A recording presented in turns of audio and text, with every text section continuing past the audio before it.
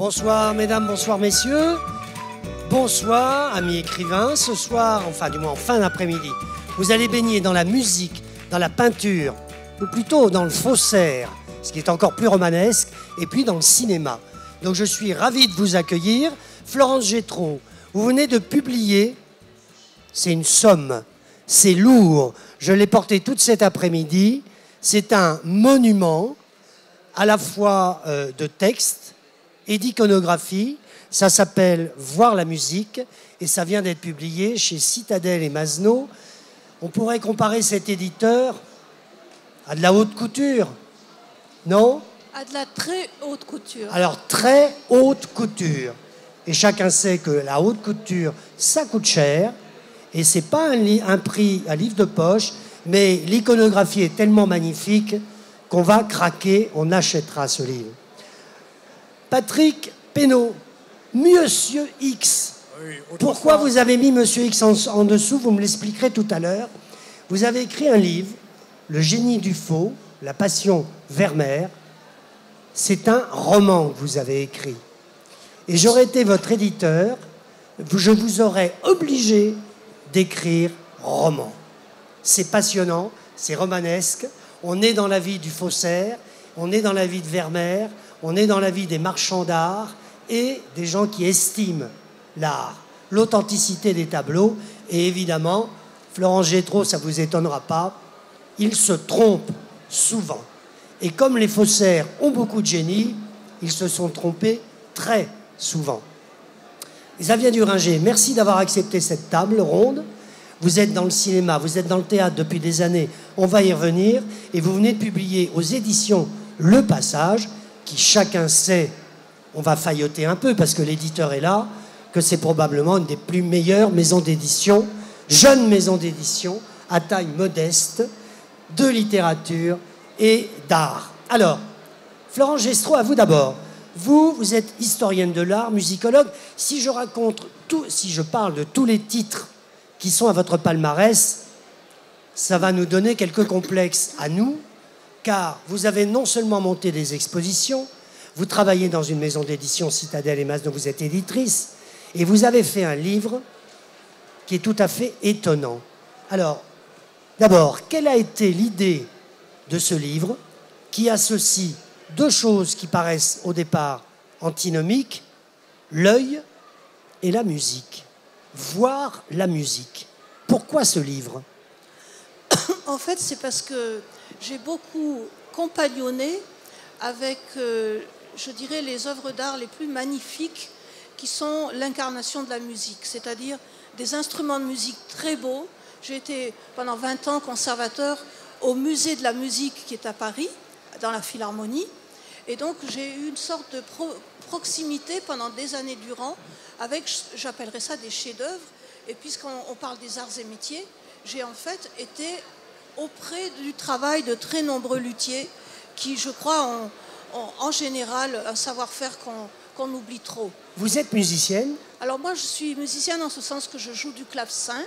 Et c'est vrai que ce qui m'a amenée à ce musée, quand j'avais 22 ans, c'est d'avoir entendu un de ces clavecins anciens.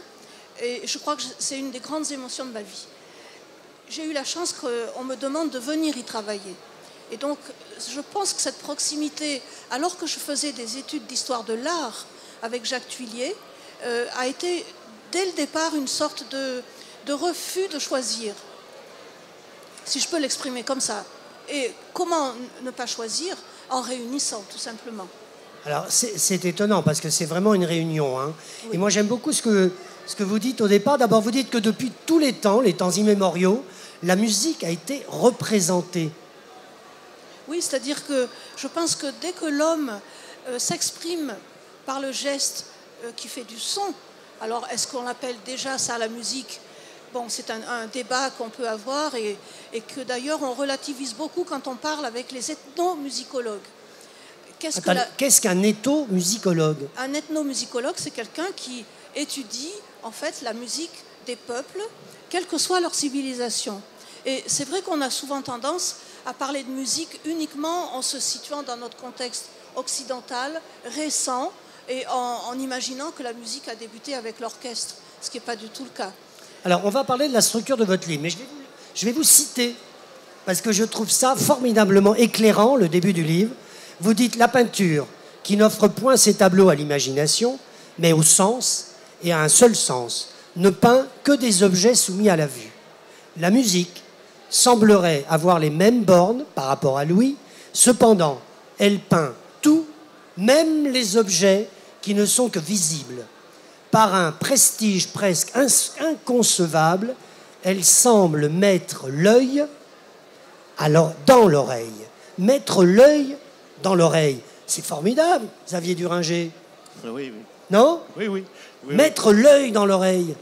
Ça pourrait être un bandeau. Alors, c'est du jamais vu et du jamais entendu. Alors, comment vous avez organisé ce livre?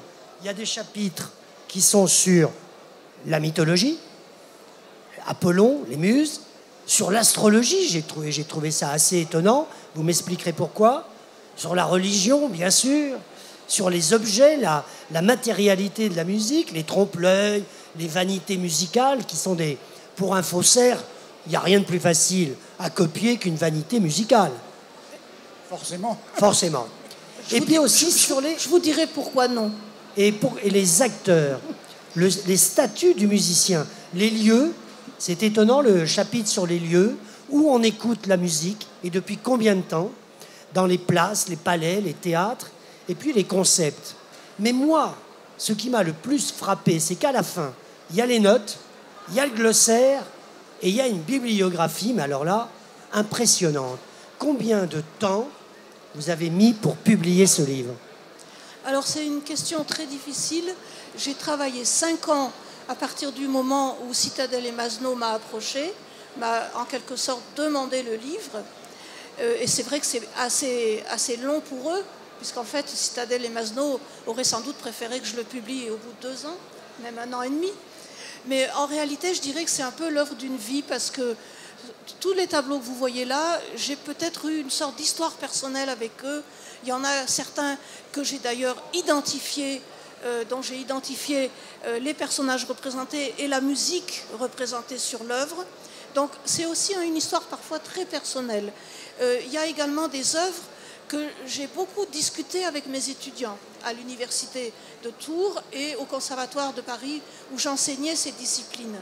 J'enseignais l'histoire des instruments et l'histoire des représentations figurées de la musique. Donc c'est un peu un parcours, je le dis d'ailleurs au début, je dis n'attendez pas un livre qui soit en quelque sorte exhaustif sur le sujet.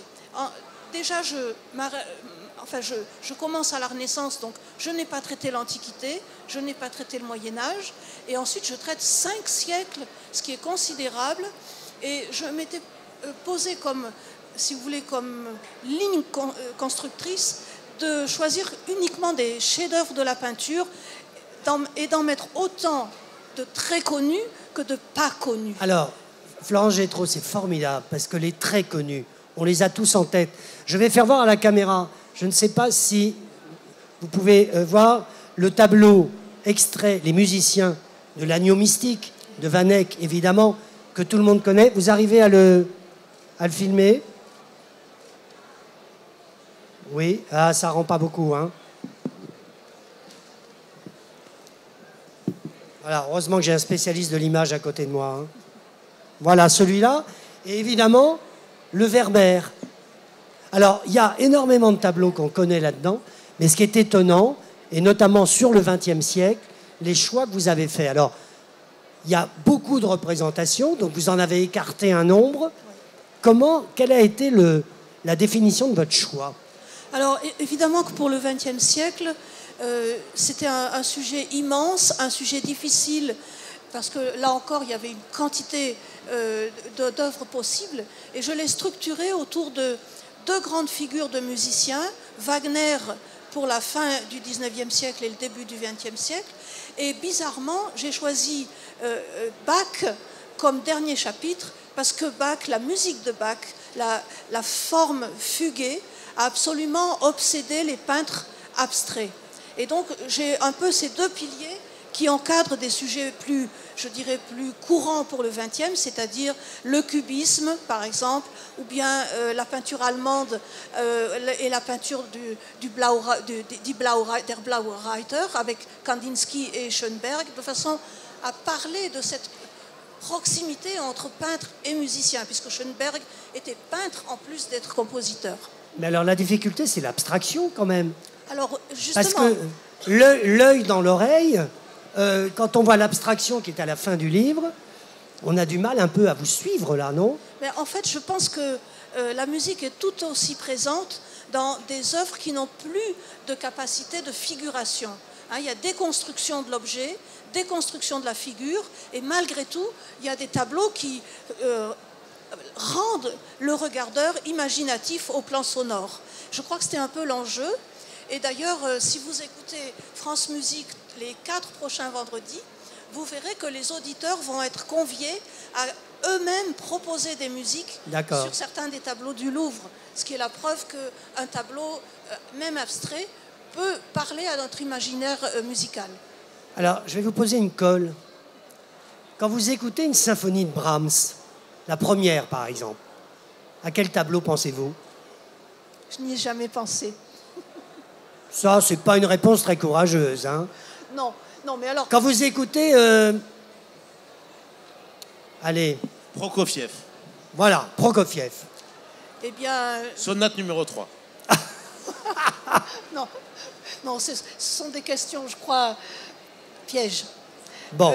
Disons que très souvent, et là je voudrais me défendre de choix qui sont des partis pris, j'ai choisi des œuvres parce que je les aimais, parce que je trouvais qu'elles avaient une force plastique très importante, et non pas parce qu'elles étaient par exemple l'essence même des costumes wagnériens ou du décor wagnérien, que souvent je trouve un peu difficile. Hein, ce n'est pas du tout dans mes goûts personnels. J'ai préféré choisir un grand Whistler qui peut-être est trop moderne, d'ailleurs, pour Wagner, mais qui malgré tout a été cité chez les commentateurs de Wagner lors des premières de ses œuvres à Paris. Ma dernière question, quand vous allez à l'opéra et que vous regardez une mise en scène, est-ce que vous regardez d'abord les décors aussi, les peintres qui font les décors d'opéra? Je ne regarde pas d'abord ça. J'essaie de me laisser entraîner dans un tout, hein, ou décor, costume, mais je dirais aussi comportement des chanteurs-acteurs. J'en fais un tout. J'en fais une sorte d'œuvre d'art total. Art total. Oui. Et je pense que c'est d'ailleurs ce que voulait Wagner. C'est un des premiers à avoir défini et défendu cette conception en fait de l'art lyrique sur scène. Merci Florence Gétro. Patrick Pénaud. Alors, vous avez été journaliste, grand reporter pour la télévision, mais aussi pour la presse écrite, Le Point, les nouvelles littéraires, pour la radio, RTL, France Inter, donc l'émission dont on parlera tout à l'heure. Scénariste, souvent avec Philippe Alfonsi. Vous avez participé à la série Navarro. Oui, j'ai fait le premier même. Donc vous avez beaucoup connu Roger Hanin. Pas vraiment, parce que moi je n'allais pas sur les tournages. Ah d'accord, c'était le scénario. Voilà. Et puis surtout, vous êtes romancier avec une série de romans historiques. Moi, j'adore les romans historiques. J'adore aussi. Qui est La Malédiction des Médicis. Et des romans policiers, en plus, en série noire Gallimard, ce qui est plutôt pas mal. Alors, je me demande si c'est vous qui avez vécu tout ça, ou si c'est vous qui avez écrit tout ça, parce que vous avez choisi en permanence, pas vraiment votre identité.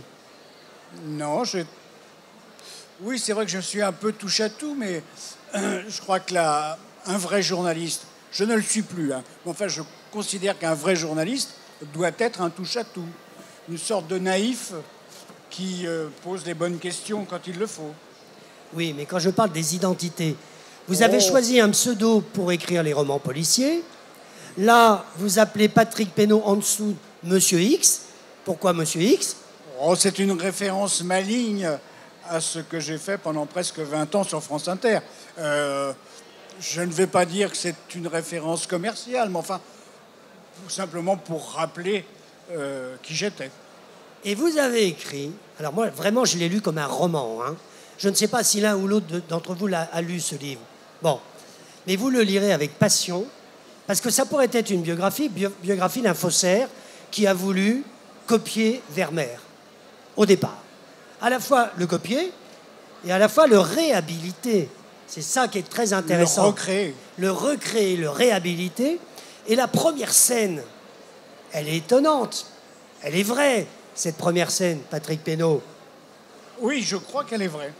Ah, vous croyez qu'elle est vraie? Oui, parce que non, il y a eu quelques polémiques autrefois, parce qu'elle est tellement belle que les choses belles sont forcément sujettes à caution. Racontez le prologue. Avec Göring. Oui. Mais Göring... moi, je peux lire un passage, si vous voulez. Oui, allez-y. Voilà. Donc, Göring se trouve au procès et on lui fait comprendre qu'il s'est fait berner par le faussaire Van Meegeren. Van Meegeren. Évidemment, Göring avait fait un contrat, il avait donné beaucoup d'argent. Il voulait avoir... Beaucoup d'argent, alors que d'habitude... Beaucoup d'argent. Il volait plutôt les tableaux. Celui-là, il l'a payé très très cher pour une bonne raison, c'est qu'il tenait absolument à l'avoir parce que Hitler avait un Vermeer et lui n'en avait pas.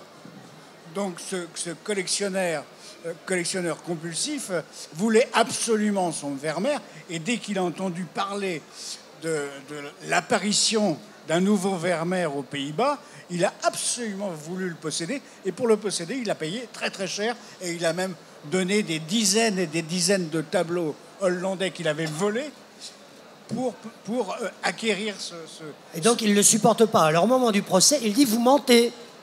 Il y avait de la hargne dans son regard, comme s'il recouvrait quelques instants un peu de son ancienne superbe.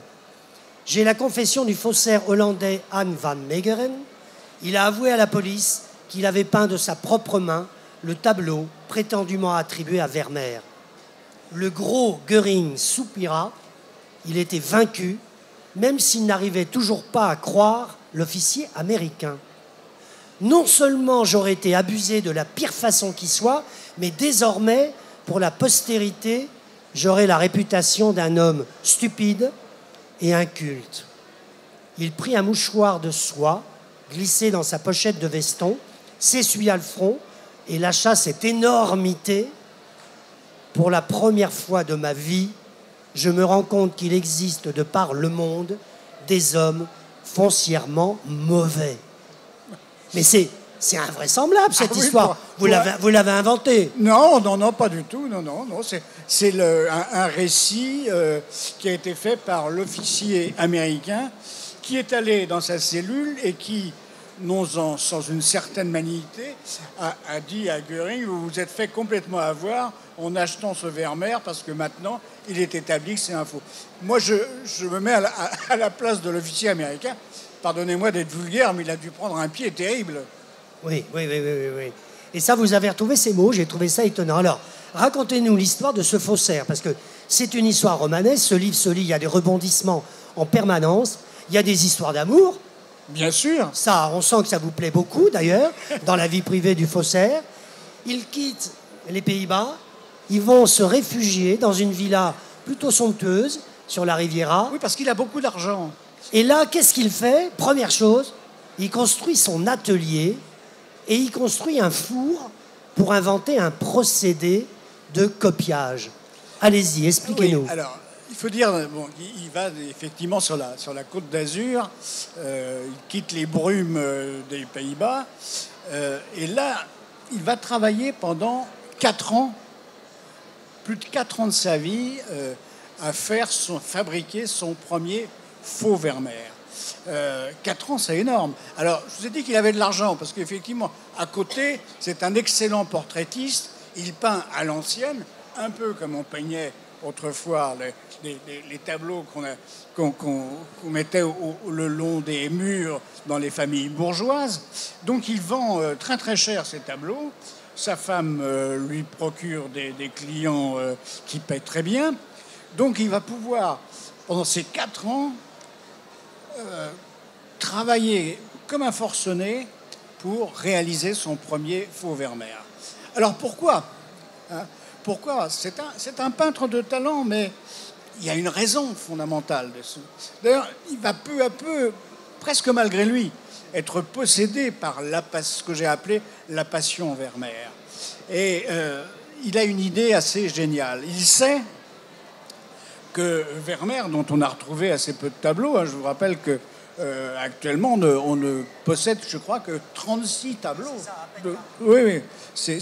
Donc, on peut penser... D'ailleurs, vous avez dû voir l'exposition qu'il y a eu au Louvre il y a un an. Il y avait 30 tableaux. Oui, oui. Donc, on peut penser qu'il en existe encore quelque part, dans des greniers, dans des collections, ou des tableaux qui ont été attribués à d'autres peintres. Alors, justement, il sait que le spécialiste incontesté de Vermeer a trouvé, lui, au début du XXe siècle, un tableau dans une collection allemande. Maintenant, il est à Édimbourg, le tableau. Et un tableau d'inspiration biblique, avec un thème biblique. Le seul qu'on connaisse dans la peinture de Vermeer. Et Van Meegeren se dit, et en cela il est parfaitement en accord avec ce collectionneur et cet historien d'art, il se dit, il doit y avoir d'autres Vermeer d'inspiration biblique. Oui. Et cet historien de l'art, un nommé Bredius, ne pense qu'à ça. Il dit, ça serait le couronnement de ma carrière si je découvrais un autre Vermeer d'inspiration biblique. Et notre Van Meegeren, lui, dit, il va le faire. Il va combler les attentes de cet historien d'art, Bredius, et il va lui présenter un beau jour, pas lui, parce qu'il se garde bien d'apparaître. Hein. Il est très malin. Oui, oui, il va lui présenter un faux Vermeer d'inspiration biblique, et l'autre tombe en admiration. C'est vrai qu'il est beau. Il est très beau, ce tableau. D'ailleurs, vous pourrez le voir, il y a un cahier photo dans le livre. Hein. Oui. Alors, et tout le monde le croit, c'est une mystification incroyable. Un grand musée de Rotterdam, un des plus grands musées des Pays-Bas, va l'acheter une fortune. Et ça va être un événement colossal. Donc du premier coup, non seulement il a été reconnu par un expert incontestable, deuxièmement, il va le vendre une fortune, donc une double réussite. Et il faut aussi comprendre que derrière cette activité de faussaire, qui va se poursuivre parce qu'il va en faire d'autres, hein, il y avait une ambition autrement plus noble. C'est que Van Meegeren nourrissait le plus grand mépris pour le monde de l'art. Oui, oui, oui. Ses critiques, ses historiens qui se prenaient au sérieux, il les méprisait. Ses experts. Voilà, ses experts. Et quand il a commencé à travailler à un faux, il s'est dit, je vais faire un faux, je vais les éblouir, et après, je dirais, c'est moi qui l'ai fait. Voilà. Mais finalement, il ne va pas oser. Et d'ailleurs, au procès à la fin, le public applaudit. Bien sûr. Alors, non, il applaudit pour une bonne raison. C'est qu'il a en face, dans le box des accusés, il y a un type qui a berné Göring. C'est pas rien d'avoir berné Göring. C'est un patriote, au fond. Patrick Pénaud, vous avez choisi la couverture ? En accord avec mon éditeur. Bon, alors c'est un bon accord, parce qu'on voit en effet de la chimie. Hein. On voit des flacons, on voit des bouteilles, on voit des expériences. Et ce qui est extraordinaire dans le procédé qu'il invente, d'ailleurs ce qui inquiète la population de la Riviera, il a un four, il cuit la peinture et il fait de la chimie. C'est son procédé. C'est inquiétant, cette fumée qui s'élève de sa cheminée pendant les mois d'été, que règne la canicule sur la Côte d'Azur. Mais inévitablement, les gendarmes viennent l'interroger. Et bon, ça n'ira pas plus loin, mais il vit quand même de drôles de moments dans sa somptueuse villa de la Côte d'Azur. En tout cas, vous avez réussi à écrire un livre qui est un peu comme un polar. Et à mon avis, vous allez faire une adaptation, un scénario télé, non ? Il faut en parler à mon voisin. Écoutez, voyez-vous, vous avez 2 jours. Pourquoi pas. Ça me travaille un peu déjà. Ça y est, c'est déjà en piste. Xavier Duringer, 2e roman, Making of. Bon, vous auriez pu choisir un titre en français, mais non. Mais je sais pas comment on pourrait dire making of en français. Je sais que les Canadiens ont une expression, mais ça ne donnait pas un bon titre. Ah oui, parce qu'au Canada, ça sera interdit. Hein. Les Canadiens sont très, très à cheval là-dessus. Je sais. On ne peut même pas dire le mot challenge. Hein. Attention. Alors, Xavier Duringer, ben, un peu comme Véronique Olmy, que j'ai interviewée il n'y a pas très longtemps. Vous venez du théâtre, vous avez fait une école d'acteurs, vous avez fait des réalisations, vous avez réalisé 4 films, hein, si ma fiche est bonne. 5 films pour le cinéma, 13 pour la télé, 2 séries, ouais, donc vous une êtes vingtaine de pièces. Ouais. Vous n'êtes pas un hyperactif? Ben, j'ai pas l'impression en fait. C'est-à-dire qu'une journée, ça se divise en 3 fois 8. Oui. Et disons que je peux travailler 16 heures. Ah oui, d'accord. Et le dernier tiers, vous dormez? Oui, je m'occupe de mes enfants, de ma femme. 8 heures alors? Ouais, à peu près, oui. D'accord. Alors, aujourd'hui, écrivain, parce qu'on pourrait parler de toutes vos pièces et des mises en scène. Écoutez, moi j'ai eu un plaisir. C'est le premier livre que je lis de vous. Hein. J'espère que votre éditeur va me donner ce fumato, parce que j'ai très envie d'aller voir plus loin un peu. Votre talent d'abord. Je trouve qu'il y a une écriture qui est d'une énergie. On lit votre livre, on est bien. Il y a quelque chose qui se dégage dans ce roman, qui est un milieu que moi je ne connais absolument pas, qui est le milieu du cinéma. Comment on réalise un film. On va être en quoi 280 pages qui vont s'avaler hein, dans les coulisses d'un film. Les coulisses du cinéma, un peu loin de Paris, en Corse. Déjà, on se dit, sans faire un peu trop de racisme, c'est déjà un peu bizarre d'aller tourner un film à côté, à Calvi. Et on va découvrir d'abord la technique, comment ça se passe, les personnalités qui animent, le rôle, les rapports de force qu'il y a entre le réalisateur et les acteurs. Et au bout du livre, on va se dire, c'est formidable. Ce milieu-là est formidable. Les acteurs sont sympathiques. Tout le monde est sympathique dans votre livre. Et en plus, il y a des scènes de bagarre. Il y a des scènes où on est borderline en permanence, où le film peut s'arrêter à chaque minute. Et le film continue. Et les acteurs sont hauts en couleur. Alors, est-ce que ce roman, c'est la vraie vie?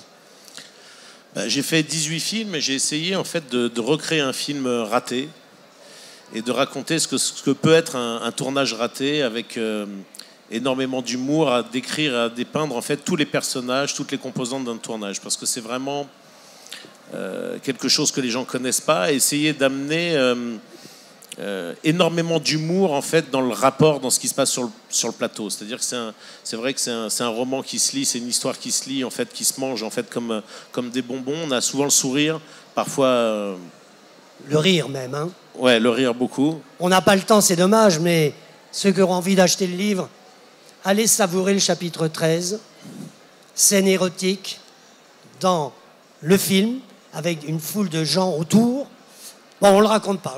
Ils iront voir. Non, ce qui est intéressant de savoir, ce que je voulais montrer, c'est au-delà du rapport de force qui existe entre le réalisateur, les acteurs, les producteurs, le chef opérateur, c'est tous des personnages qui sont un peu en marge. Et comme disait Godard, c'est la marge qui fait tenir la page. Oui. Mais c'est vrai que c'est des personnages un petit peu déglingués qui viennent de tous les milieux. Généralement, c'est des gens qui ont fui finalement le fait d'avoir un patron au-dessus de la tête et qui se retrouvent en fait sur des tournages par rapport à des vies complètement incroyables. Il y a des gens qui viennent du milieu punk, il y a des gens qui viennent vraiment de la rue, il y a des gens qui ont fait des grandes écoles de cinéma. Il y a des gens qui viennent de la prison, puisque moi j'ai travaillé, quand j'ai fait J'irai au paradis car l'enfer est ici, j'avais 4 acteurs, à eux 4, ils avaient fait 60 ans de tôle. À 4. C'est pas mal. Et vous les aviez choisis pourquoi ? Pour leur nature profonde, on va dire. Non, c'est-à-dire qu'ils ont des choses à raconter. C'est des gens, en fait, la première fois que j'ai rencontré justement le personnage qui incarne Joseph Montret, oui. On est dans du Shakespeare. C'est-à-dire c'est des gens qui vivent à l'extrême d'eux-mêmes, qui se cachent, qui ne vivent pas au grand jour et qui ont des histoires à raconter absolument incroyables. Il y a de la passion, il y a la vie, il y a la mort, il y a vraiment quelque chose d'incroyable avec ces voyous. Là, je raconte Joseph Montret qui arrive sur un tournage, qui a été imposé sur un tournage et qui n'a jamais été choisi pour sa gueule. Hein. Qui a été choisi pour sa gueule et qui ne connaît pas les us et coutumes du cinéma. C'est-à-dire qu'il ne veut pas dire le texte parce qu'il dit si je dis un texte comme ça, les gens en prison vont me prendre pour un baltringue. Il ne sait pas comment faire les scènes d'amour.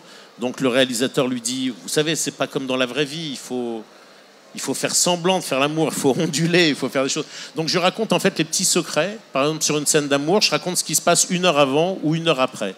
C'est-à-dire que souvent, par exemple, l'acteur ne veut pas enlever son caleçon, l'actrice a besoin d'avoir une protection.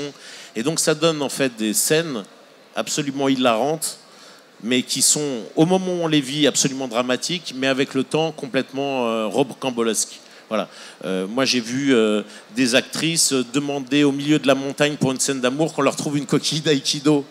Pour que, voilà. Et ça donne véritablement presque des enjeux dramatiques, mais savoureux. Alors, est-ce que vous êtes d'accord avec moi pour dire qu'ils sont tous un peu givrés? Ah, ils sont complètement déglingués. Ils ont tous une fêlure. Ouais, tous. Mais si vous n'avez pas de fêlure, c'est pas intéressant des gens sans fêlure au cinéma. Tous les grands acteurs et même les techniciens ou les réalisateurs ont des fêlures, des failles, des entailles, des choses à jamais refermer. C'est vraiment un monde où on rencontre finalement comment vous allez mettre 60 personnes. Un tournage, c'est un bateau. Comment vous allez mettre 60 personnes sur un bateau? Vous allez traverser l'océan. Parfois, il y a des accalmies qui sont difficiles à gérer. Parfois, il y a des tempêtes absolument dramatiques. Mais comment vous faites pour vivre à la fois le tournage et ce qui se passe en dehors du tournage? Parce qu'un tournage se passe bien quand l'en dehors du tournage se passe bien. Oui. C'est une alchimie complexe. Voilà, c'est ça que j'ai eu envie de raconter, tous ces petits secrets. C'est courir avec le temps. Ouais. Courir après l'argent. Voilà, le temps qui fait.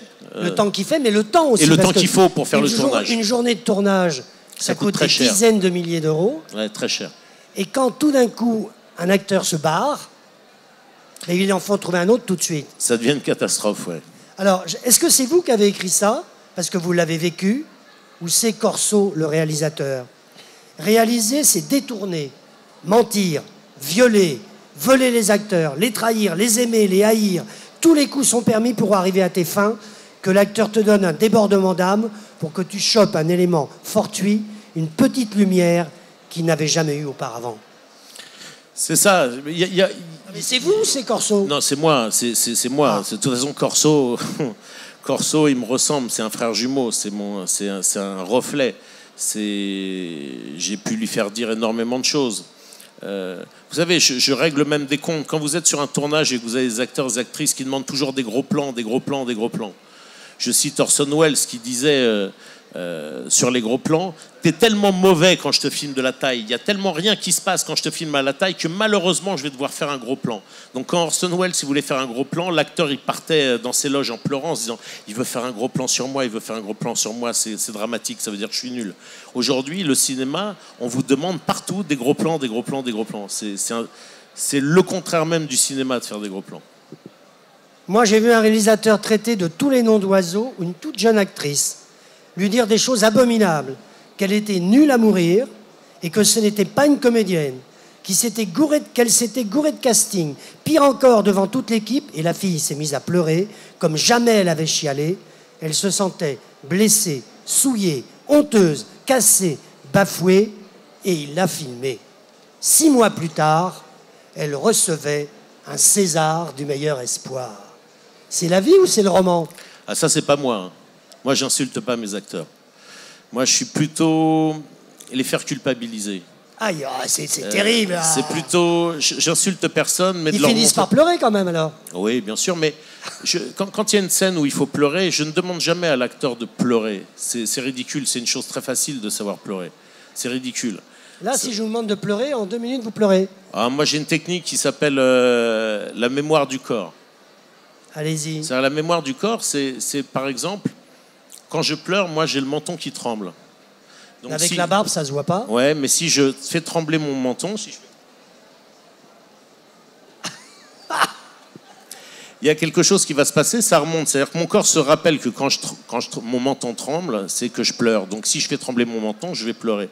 Il n'y a pas besoin de se rappeler de quelque chose de triste, il n'y a pas besoin de faire ça. Donc je ne vais pas demander à une actrice, la première chose que je lui dirais, si à un moment tu arrives à pleurer, pleure, mais ce n'est pas une obligation. Je m'en fous que tu pleures. Moi, j'aime pas filmer quelqu'un qui pleure de face. Je vais filmer de dos, je vais filmer un tremblement, je vais filmer quelque chose qui va permettre au spectateur de se mettre à la place de l'acteur. Si vous avez une image trop frontale, à partir de là, on voit l'acteur pleurer, on ne ressent pas l'émotion. Donc tout le travail du réalisateur, c'est de savoir... Je ne demande pas à un acteur de ressentir de l'émotion. Je m'en fous qu'un acteur ressente de l'émotion. Ce qui compte, c'est que le spectateur, lui, ressente de l'émotion. Vous comprenez la nuance? Donc en fait, c'est comment je vais créer ce vide entre la caméra et la personne que je filme pour que le spectateur ressente de l'émotion. Les acteurs, à un moment, vous nous dites dans le roman, qu'ils font plus la différence entre la vraie vie et le cinéma. Ouais. Que sur un tournage, à un moment, comme une sorte de nébuleuse, quelque chose qui se passe entre vous, les acteurs, les assistants, il y a un monde à part. Ben, en tout cas, ce qui est vrai, mais à 100%, à 1000%, c'est quand je raconte le tournage d'Annecy, qui a été mon premier tournage, La Nage indienne, avec Karine Viard en 93, où j'ai dû me séparer d'un acteur au bout de 15 jours pour des problèmes de drogue, pour des problèmes d'alcool et de drogue. Il était incapable de pouvoir continuer de tourner. Tout ce que je raconte dans le roman à ce niveau-là est juste. C'est vrai qu'il y a des acteurs qui étaient absolument formidables, qui ont disparu, des acteurs des années 80 qu'on a adulés, adorés, qui sont morts, on ne le sait même pas. Qui aujourd'hui travaillent, je sais pas moi, qui refont des apparts, on ne sait même plus, alors que ça ont été les big stars des années 80. Et souvent, ce sont des gens qui n'ont jamais pu faire la différence entre la vraie vie et leur rôle.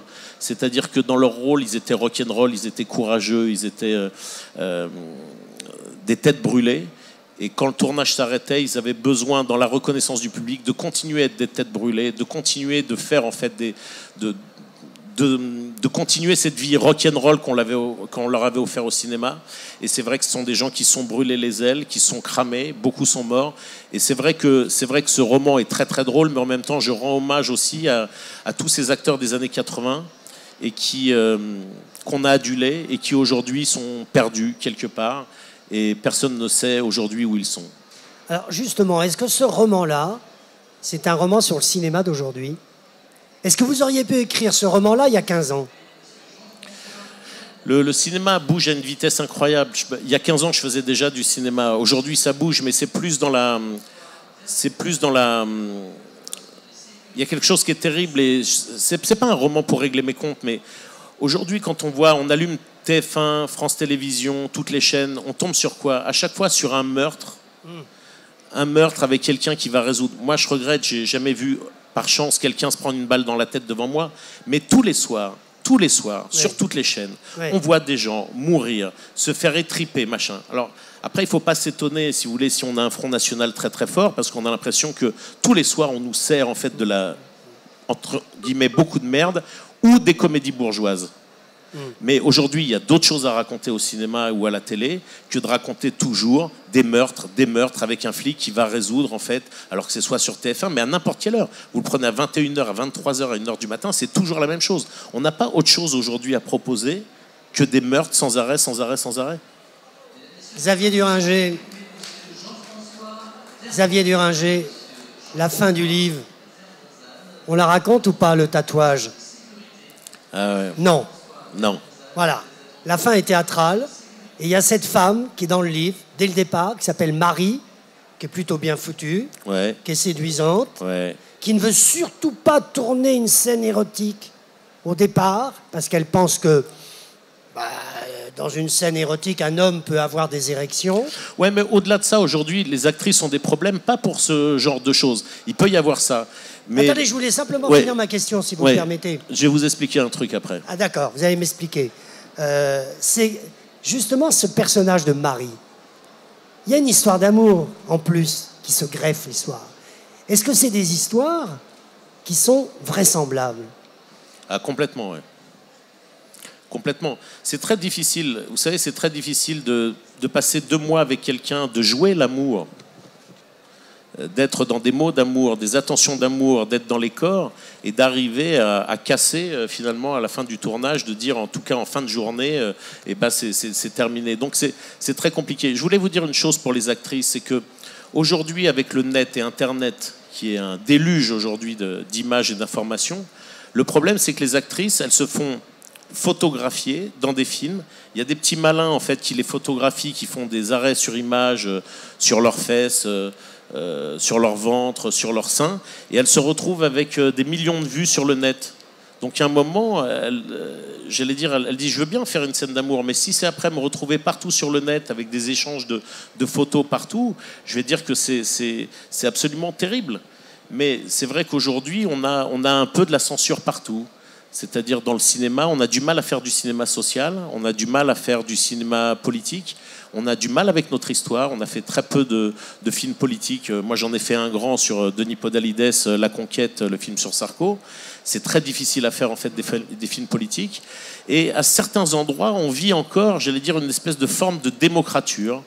C'est-à-dire qu'on fait de la télévision pour la paix sociale à tout prix. Et finalement, de plus en plus, c'est difficile de faire des films qui vont poser des questions, finalement, et qui vont un peu réveiller les cœurs et les âmes. Alors, démocrature, vous ferez plaisir à un de vos collègues des éditions du Passage, Olivier Rogès, parce qu'il a ce mot-là dans son roman sur l'Afrique. Je répète je montre les livres qui m'ont permis de réaliser cet entretien avec beaucoup de plaisir. Voir la musique aux éditions Citadelle et Masneau, Florence Gétraud. Patrick Pénaud, Le génie du faux, La passion Vermeer, aux éditions Udo et Doc.